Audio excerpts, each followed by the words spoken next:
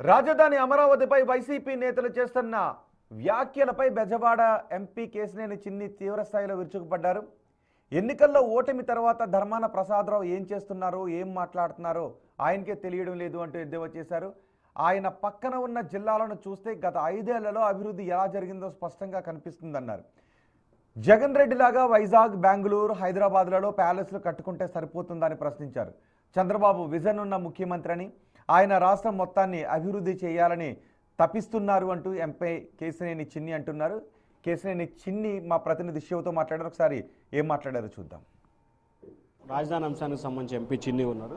Sir, కొద్దిసేపు క్రితం ధర్మాన ప్రసాదరావు మాట్లాడుతూ ముఖ్యమంత్రి అనే వ్యక్తి రాష్ట్రం మొత్తానికి ఉండాలి, ఒకే ప్రాంతానికి ముఖ్యమంత్రిలా వ్యవహరించిన సరైన విధానం కాదండి. ఎట్లా చేయాలంట?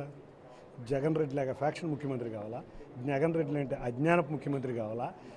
అందుకే కదా నీకు రాష్ట్ర ప్రజలు అందరూ తెరిపించారు. అసలు నువ్వు మా పార్లమెంటు సమావేశాలు చూడు ధర్మానా, చూస్తే అర్థమవుతాయి. నువ్వు సీనియారిటీ గల నాయకుడు, నీ మీద చాలా గౌరవం ఉంది. పార్లమెంటులో విపక్షం ప్రతిపక్షం చంద్రబాబు నాయుడు గారి విశిష్టతని అమరావతి బిల్లు సందర్భంగా చెప్పారు. నువ్వు చూసుకుంటే దేశ ప్రజల యొక్క పరిస్థితి ఏముంది? నిన్ను ఓడిచ్చారు కాబట్టి ఆంధ్రప్రదేశ్ రాష్ట్ర ప్రజల పరిస్థితి ఎట్లా ఉందో నీకు తెలియట్లా. ఇంకా భ్రమల్లోనే ఉంటున్నారు మీరు. ఈ భ్రమలతోనే కొట్టుకుపోయారు, మళ్ళీ ఇదే భ్రమలతో మీరు కొట్టుకుపోతారు. మేము డీలిమిటేషన్ అంటే పూర్తి రాష్ట్రం మొత్తం అన్ని ప్రాంతాలు అభివృద్ధి చెందాలి, మరొక హైదరాబాద్ కావడానికి మేము సిద్ధంగా లేవంటున్నాం. అవును, 100% మేము అదే అంటున్నాం. మరొక హైదరాబాద్ మేము సిద్ధంగా లేము. మేము వచ్చిన కాంచి విశాఖపట్నంలో చూస్తే software industry, artificial data centres, ఉక్కు పరిశ్రమలు, బయో పరిశ్రమలు ఎన్ని తెచ్చాం తెలియదా? ఏ రోజన్నా ఎప్పుడన్నా కళ్ళు తెరిస్తే ధర్మాన పక్కన వైజాగ్లో ఏం జరుగుతుందో తెలియదు. ఎక్కడో పడుకుని ఉంటారు వీళ్ళు. కాబట్టి పక్కకి వెళ్ళి కళ్ళు తెరిచి 3 జిల్లాల్లో ఏమి జరుగుతుంది. రేపు భోగాపురం ఎయిర్పోర్ట్ కూడా జూన్లో ఓపెన్ చేయబోతున్నాం. గౌరవ ప్రధానమంత్రి మోదీ లేదా 28వ తారీఖు గూగుల్ డేటా సెంటర్ ఓపెన్ చేయబోతున్నాం, శంకుస్థాపన చేయబోతున్నాం. ధర్మాన కళ్ళు తిరిగి అవి 3 జిల్లాలని వెళ్ళి చూడు, అభివృద్ధి అంటే మీకు అర్థమవుతుంది. అంతేకాకుండా అనంతపూర్లో డిఫెన్స్ క్లస్టర్ తెచ్చాం, ఎలక్ట్రానిక్ ఇండస్ట్రీ తెచ్చాం. అదేవిధంగా ఇవాళ చిత్తూరులో మేము ఆటోమొబైల్ ఇండస్ట్రీ తెచ్చాం. అంతేకాకుండా కర్నూలులో డ్రోన్ సిటీ తెచ్చాం, కర్నూలులో సోలార్ పార్కులు తెచ్చాం. ఇంకొక విషయం కూడా చెప్పబోతున్నాం. హైకోర్టు బెంచ్ కూడా చంద్రబాబు నాయుడు గారి నాయకత్వంలో అతి త్వరలో కర్నూలులో ప్రారంభించబోతున్నాం. అది సమగ్ర అభివృద్ధి అంటే.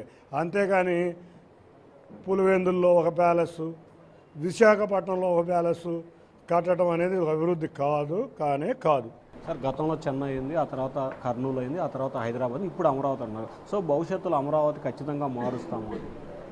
ఇటువంటి పరిస్థితి రాకూడదనే ఆంధ్రుల యొక్క కోరిక అమరావతి రాజధాని ఉందనే 94% స్ట్రైక్ రేట్తో ఎన్డీఏ గవర్నమెంట్ ప్రభుత్వం ఏర్పడినాక ప్రధానమంత్రి గారితో మాట్లాడి ఇవాళ ఒప్పించటం, నోటిఫికేషన్ పార్లమెంటు 2 వేదికలుగా శాఖగ్రీవ తీర్మానాలు చేయటమే కాకుండా నిన్న రాత్రి రాజముద్ర రాష్ట్రపతి ఆమోదం పొంది గెజిట్ నోటిఫికేషన్ వచ్చింది.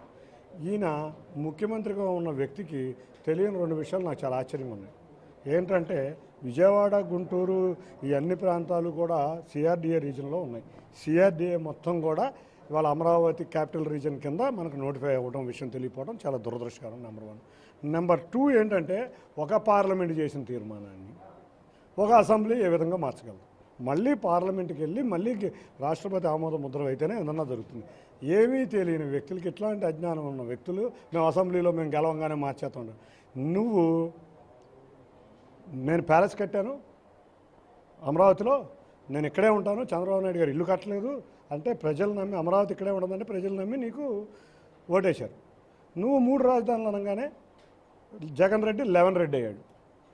పార్లమెంటు వేదికగా నువ్వు ఎప్పుడైతే ఈ బిల్లును వ్యతిరేకించావో 11 రెడ్డి 0 రెడ్డి కాబోతున్నాడు. కాబట్టి రాష్ట్ర ప్రజలు నిన్ను మర్చిపోవడం ఖాయం. నువ్వు చరిత్రహీనుడిగా వాళ్ళు అమరావతిని వ్యతిరేకించినాక చరిత్రహీనుడిగా మిగలబోతున్నావు. సో ఇది మొత్తం మీద చూసుకుంటే ఖచ్చితంగా ఆంధ్రప్రదేశ్ రాజధానిగా చరిత్ర ఖచ్చితంగా పునరావృతం అవుతుంది. ఎట్టి పరిస్థితుల్లో కూడా అమరావతిని మార్చడం సాధ్యం కాదు. అలాగే జగన్మోహన్ రెడ్డి లాగా ఫ్యాక్షనిస్టాన్ని కానీ లేకపోతే మిగతాన్ని పెంచి పోషించడం అనేది సరైన విధం కాదు. తమ విధానం కూడా ఒకటే, 3 ప్రాంతాలని సమాన అభివృద్ధి చేస్తామని చెప్పి ఎంపీ కేశినేని చిన్ని అంటున్నారు.